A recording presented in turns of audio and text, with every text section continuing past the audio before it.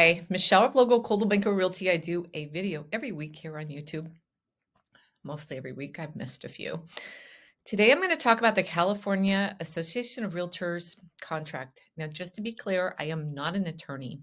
So if you have any contractual questions about obligations and any legalese in this contract, I advise you to speak with a real estate or an attorney, real estate attorney or an attorney. I am just going to give an explanation as a buyer and a seller what you can expect when this paperwork gets given to you. As a buyer, I will give it to you and say, these are the provisions that we need to go through and use to get into contract. And if you're a seller, I'll say, hey, this is what the buyer brought us, because when I meet you and list your house, I don't bring a residential purchase contract with me. I bring a listing agreement. And when you get this, a lot of it would kind of look the same, but there's a lot more to this than you would think. So I wanted to go over it today. So let's just start with the disclosure right up front that is always in front of the contract, because this is where the relationship, or basically the agreement between the client, buyer or seller, with the real estate agent. And when I explain this to people, I always kind of, make a joke about it, because this is really basically a piece of contractual agreement stating, I won't lie. I'll tell the truth. I'll let you know everything you need to know so you make a good decision. I will act with care, integrity, honesty, and loyalty in dealing with you, representing you as a buyer or a seller. And this,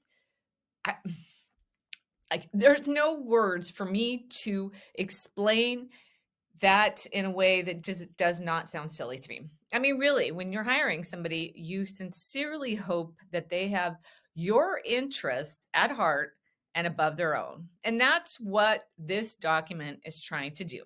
It's trying to say, hey, I, as the agent signing this with you, promise that I will put your needs, wants, interests above my own. Now, we all know that there's agents, lawyers, doctors, all kinds of professions out there that do bad things not in the interest of their client.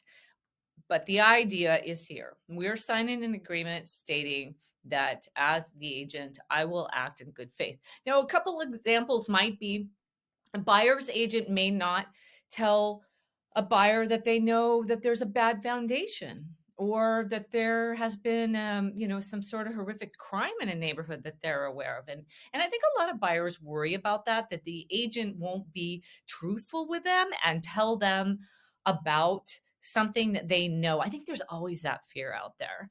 And then sellers, that might be that you say, well, you know, I think the buyer's qualified, but I'm not really sure. You should just take their word for it instead of doing a little bit of extra due diligence and making sure that all their financials add up. Often I'll take all the numbers and add them up, or call their lender.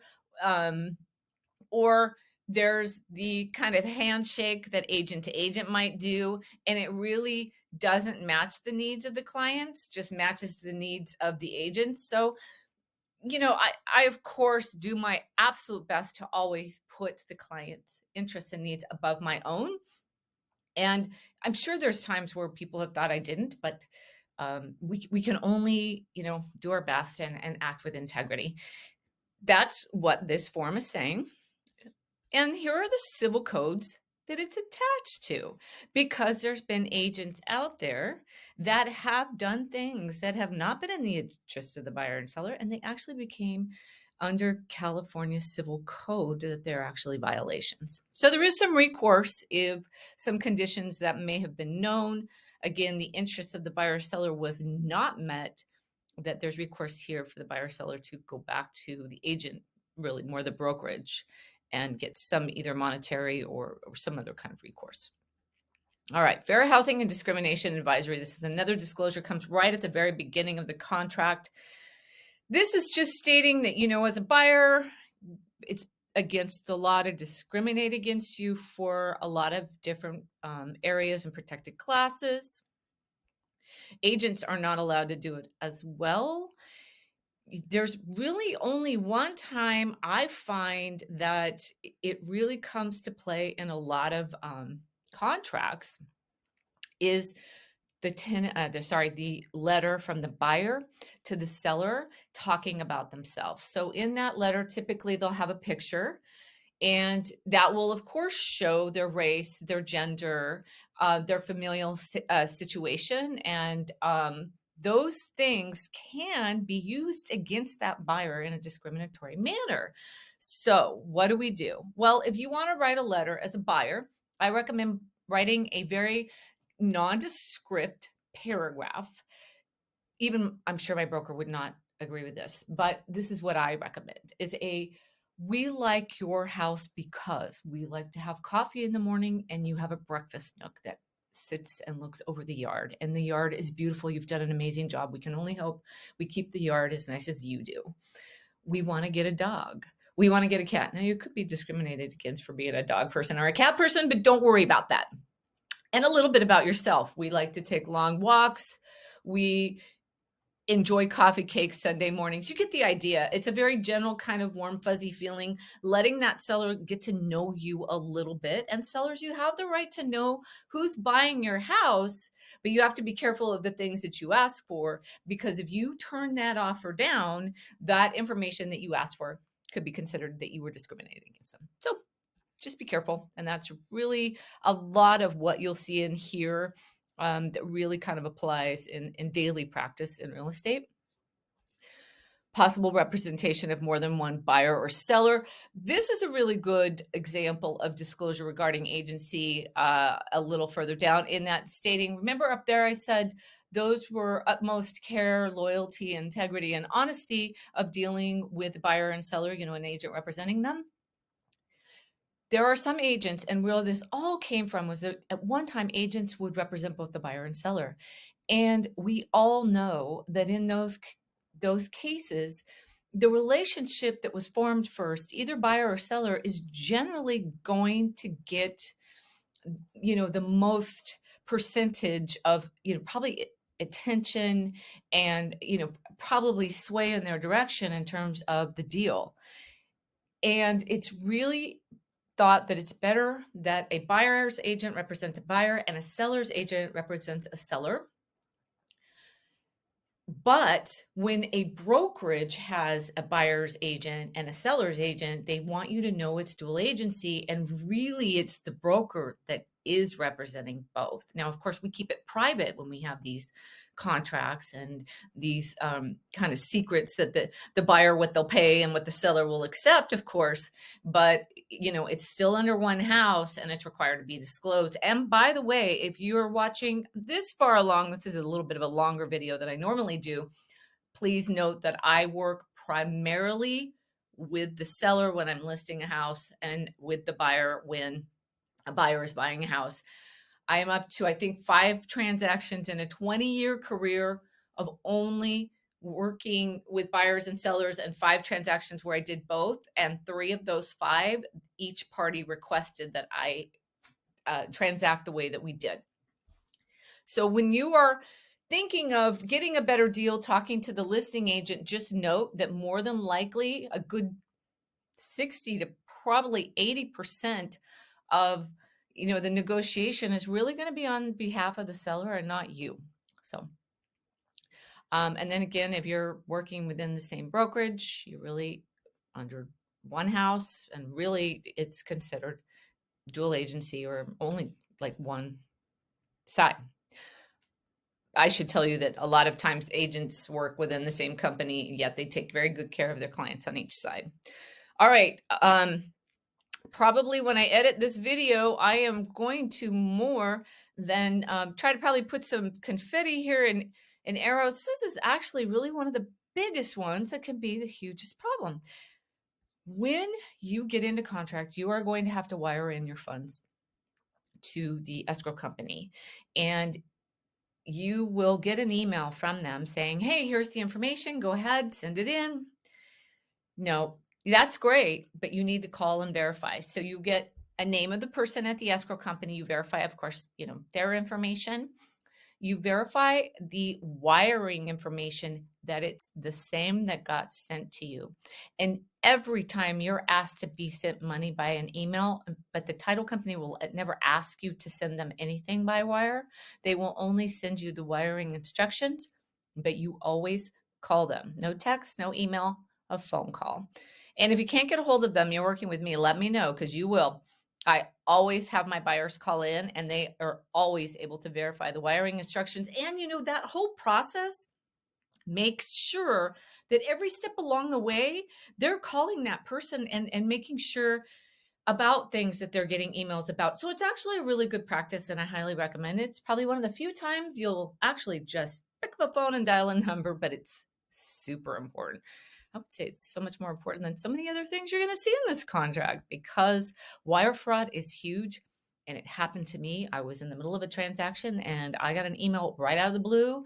And that seller, I was buying a business, and the seller said, "Hey, send the money over here." And I went, "No, I don't know. For some reason I was busy and I was moving a little fast, but I was like, no, I'm not going to do that." And I texted him later and I was like, "Hey," and he's like, "Oh no, that wasn't me." So it can happen. So let's start here. Name, address, parcel number, super important. Parcel numbers on there. I'm not going to get into that today, only because I really want to keep this video shorter. It's going to be long anyway. Here's confirmation of agencies. This is who is representing the seller. This is who is representing the buyer. Now, again, if it was the same agency, all Coldwell Banker, it would just be one box here where it says both the buyer and the seller. Now, we're doing a purchase price, and you know what I'm going to do? I'm going to do this only because I want the whole page to be seen. This is, yeah, let's do this. I do apologize if this is a bit small. Okay, so here's the purchase price. We're not doing a cash offer in this instance. We're going to go ahead and do a loan just so I can go through the loan procedure. So here's your price. 30-day escrow is very common. This whole contract outline that I'm going to do for you here is based on a 30-day escrow. Why? Because, even cash usually comes in at 21 days. The title company needs at least 10 days. They can do it quicker, but really to do everything right, 30 days, 21, 25 is really the whole package to get everything done right. So just keep that in mind. I understand that some people need it to get done quicker. We can do it that way, but when you're getting a loan, 30 days is about the way to get it done. I always put an expiration date of the offer. And if it's felt that more time is needed, for instance, I wrote a contract that we wanted to give the seller a week to look at the offer because there was some stuff going on, and you can give them more time. Some buyers like to give sellers shorter timelines. You can do that, but that's one of those might get a point against you that they felt they were being pressured or rushed, and they didn't like that. So more time is generally better, but sometimes if you feel that you are being, you're in a crunch or you need something to get done, you can do that. And you would rely on me, your agent, to smooth that over with the other agent to make sure that the seller didn't feel pressured, that you give a reason for it. We're going out of town, or we just really want to make this offer. We just really want to know. And, there's ways to smooth over those conditions. So keep in mind when you write the contract, there's usually reasons for everything that goes on in each one of these lines. Now, I write an offer letter, and in there, I kind of explain the reasons for those lines. So when the agent gets it on the other side, they understand why things were written the way they were. And if they do have questions, I have everybody's phone number right there at the ready for them to call the lender. Why did you have this in there? And for me, why did you have that? Or, there's other ways to actually augment some of the information that you put in here so it makes sense. Okay, here's your 3% deposit. Super important here. You will need to have that 3% liquid when you write the offer. Maybe it's a multiple offer and we don't even have a snowball's chance of getting it. Doesn't matter. You got to have that liquid and have it ready to go, because customarily Offers are being written in our area with 1 business day to get your deposit in. And the reason for that is because the seller knows you're committed. You get that seller interested in you. You are telling them that you're interested. You're locked in a day because that deposit is actually sitting in the escrow account, not the seller's account. And the escrow company cannot give it to the seller, but you get everything locked down really quick within a day of acceptance. You can do a wire transfer. We just talked about that, or a personal check. Personal check is only for the deposit. It's not for the balance of the down payment that you see here. This will have to be a wire or a cashier's check. Here's your 80% loan rate, not to exceed 7.5%. I'm doing this in March 2023. Who knows what the rates are going to do? But right now, I'm saying to the seller, hey, look, if the interest rates get up to this price, the buyer may want to renegotiate, and they'll pay up to a point for the loan. That's happening right now. I was on a call with a lender this morning, and it is about a point to get a loan today. That would be, the 1%. So it'd be almost $16,000 to actually secure this loan, and much lower pricing. I think today it was 6.36. All right, I'm wasting time. Sorry about that. I'm going to move quicker. Verification of funds. You do have to send over a bank statement that has those liquid funds that need to be ready to make sure that we have them. Even if you're saying, I'm going to give it to you in a day, why do you need to see proof of it? Well, that's also showed that you have the balance of the down payment, which would be here, and where that money's coming from. That goes with the offer, not in the 3 days. We will be attached to the offer. You see, we will not be or 3. It goes with the loan. So it's your offer, the offer letter, the verification of funds, and as we'll get down here, it will be verification of loan application. It's more than that. Typically, my clients have a pre-approval and sometimes a fully underwritten pre-approval. So you have pre-qualification. I talked to a lender, pre-approval. I gave them my paperwork, fully underwritten pre-approval. Everything's in, just waiting on the house. Loan. That's your loan contingency. You're saying, hey, I want to get a loan because you're leaving this empty here. Customarily, I don't write offers for 17 days. I say that we'll have the loan done in 10. It used to be, I would say, 10 days. And lenders were so busy because rates were so incredibly low that this was very hard to do. But they can do it right now because rates are where they are. A lot of refinances are not happening. So lenders have more time. This is your investigation of the property and seller documents, prelim if you're getting in a condo or a townhome, the common interest disclosure sometimes, or buying a house in a development that has an HOA. You're asking for time to review these documents. Now, a seller may say, hey, we're not going to give you that kind of time, and here are all the documents up front. That's okay. Right now, we can ask for time. Just right now. I can't promise we can later because things change in the market. But I would say ask for as many days as you possibly can, and I can guide you on that during the time that you're writing the offer. Because today, I think you could get 10 days. But, in the summer when the weather clears up, it may be that you only get 5 days. It just depends. But this is where all that lives. Time of possession, recordation. So invariably, once the offer gets accepted, I always get the question, when do I get keys? You get the keys generally, I would say it would be right before noon. We get notice of recordation unless the lender has lagged a little bit on getting the money to the title company. Sometimes it's not till the afternoon. Now, oftentimes there's a provision for how the keys are going to be given to you as the buyer or even from you, the seller. And that is all we kind of suss that out the day or 2 or 3 before. Sometimes we have it all ready to go. But generally, you should know no later than noon. This is the seller's performance states.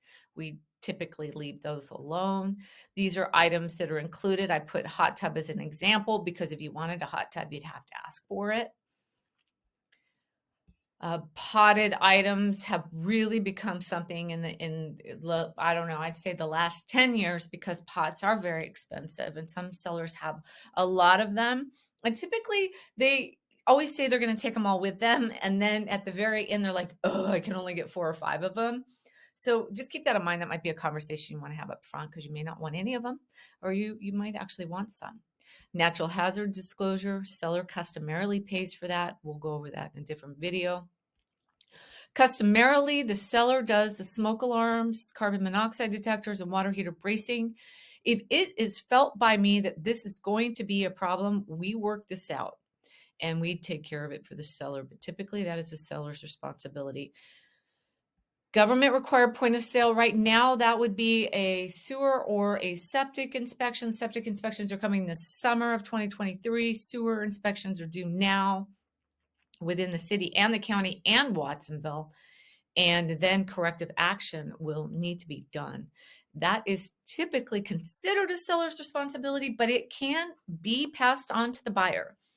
Just a note, if you're watching this video and you're this far in, you should note that typically in the city and the county, it's very straightforward. And a lot of times the actual cost of getting that work done is fairly boilerplate and it's easy to estimate. There's no surprises in that. Where the rub will come in is in the summer with septic, because there's a lot of surprises in septic, and that's where it gets expensive. Surprises equal expensive. All right, escrow and title fees, customarily, they're split 50-50 by the buyer and seller. I've seen it where each pay their own and still notice that it comes out to looking like 50-50. We're not going to talk about what a title insurance policy in this one is. These are customary fees I want you to be aware of, and I don't want to burn too much time. County transfer tax, that's basically a sales tax for the seller. HOA transfer fees, that's where the HOA charges a fee to put the new owner's name in there. Typically, this is paid for by the seller because the seller is kind of truing up and truing, not chewing, truing up their fees of what they owe the HOA in terms of, any back dues or any assessments or anything like that. So generally that's why the transfer fees just kind of really sit there with the seller. And then a home warranty, we'll get into that later, but I typically buy that for a buyer. Okay, before this gets too long, look, these are all explanations of everything that you're signing on for in those first couple pages. The only thing I want to let you know about in here, did I already pass it? No, don't pass it. Oh boy. All right, and I apologize, this is so small, but let's see. Here it is. Nope. Megan's Law database, that's one of them. So if you have questions about any sex offenders in the area, we are not going to look those up for you. We are advised not to. Our brokerages always ask us to not do this. I did do it once when I first got my license. That was kind of eye-opening. But you should look that up. It's something that can concern you. Typically, people find them in the area because there's no place without them. But you can look up what they actually were in trouble for. Generally, it's nothing too egregious. Here's the other one. Items included in sale. Keep in mind, everything nailed to the walls are typically included. That's generally how it is. But, TVs and expensive things may not be. So that's something to keep in mind. And the other one to know is when you're buying a house, the offer is considered as is. So it's not, hey, I'm buying this house and I'm giving you a lot of money and I want all this done for me. I want you to, paint all the little spots and, I want you to oil up the refrigerator, make it shine and all that sort of stuff. Nope. Basically, what you're doing when you write the offer, say, I saw it, it looks good. I looked at the inspections and the reports, and I think everything looks good. Keep it that way for me, and I'm going to buy it. Or it also means, hey, I expect that these things work. If you have a dishwasher and you haven't told me it doesn't work, I expect that it's fixed and it works. So it's the presumed that everything operates as presented. And it's also that everything keeps good, in the presentation that it was shown and when the offer was made. There's not a lot of, oh, by the way, I like your house. It's all good, but I don't like the green walls in one of the bedrooms. I want you to paint it. You could always ask, but remember, it's always in an as is condition. That's really what it says in the contract. Here's some more definitions. I want to tell you very importantly, when you are writing a contract, and it's right here out of all these definitions. So we went over as is, but keep in mind here, the counting days for when you write an offer, it is going 24/7 until the responses and the negotiations done and the agreement is actually settled on. That's when it goes into contract. When it goes into contract, the dates and timelines all turn into what I would consider bank days, business days. You will not be obligated to remove contingencies on weekend days or holidays. But if you're going on vacation and you just like don't want to perform because you're gone, that's not how it works. Of course, we can talk about all of that. And lastly, what you need to know is liquidated damages. And I always get asked this, oh, I gave him my deposit and will I lose it if I back out? No, you won't lose your deposit if you back out, but you may if you remove all your contingencies. That would be the loan, the physical inspections and investigations. That was back on that page where I showed all the timelines there. If you say, I'm good with my loan, I'm good with my appraisal, it appraised, and I'm good with that. And I'm good with all the inspections you gave me. I read them all. I even did a few myself and everything's great. And you signed them all off. And then right before close, you're like, no, I don't want to buy this house. I've changed my mind. It's green and I want a red house. You can't do that. Well, I mean, you could, but more than likely, you will be giving up that deposit to the seller. Now, it's not like the escrow company just says, oh, yeah, you defaulted and you backed out. We're writing a check. No, more negotiation needs to go on. But I was inside one transaction in my 20 years. I was actually helping somebody. And that buyer made a mistake and removed all the contingencies and then found out they actually couldn't move to Santa Cruz and they did forfeit their deposit. It was a very sad situation. And the seller felt that they were due it because they had been off the market for a while. And it certainly wasn't the market that we're in now, and felt they'd lost some money and time being off the market. And they did get that deposit. So on the day that you remove that final contingency and your deposit's at risk, I do a check-in. That's a big deal date, and I don't take it lightly. If you do have some problems later on, you would go back to me, my brokerage, and going through mediation. That does not work. Arbitration, and lastly, then you would go to court. Haven't had it happen. Knock on wood. I've had some unhappy buyers and sellers, and they've been able to figure it out with the people that they bought and sold with. Lastly, buyer's investigation. This one is kind of a little funny just because it names all the things that you should be thinking of, which in Santa Cruz is pretty much everything. This is like the Santa Cruz buyer investigation advisory. We just have all of this here. We have earthquakes, flooding, and not a lot of environmental hazards, but we do have soil, we do have pests. Oh my gosh. So you got questions about all that, we'll go over it. Fair Appraisal Act means that the appraisal has to be fair and no discrimination takes place. And this one is just making sure that you understand that when you do sell and buy homes, that's actually public information. But we do our best, the title company and my company do our absolute best to try and keep your information private, even after the transaction. California has gotten better about disclosure about that.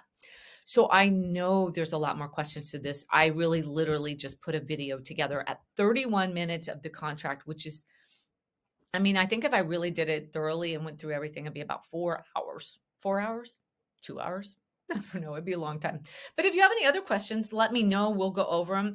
Again, this is just from a realtor's perspective and what's customary in our area. You might watch it if you're a realtor and go, that she's cracked. But, this is what I've been doing to help people win offers for a long time and help sellers make great decisions. And if you have any other questions, please let me know. And of course, subscribe, share, like, and comment below.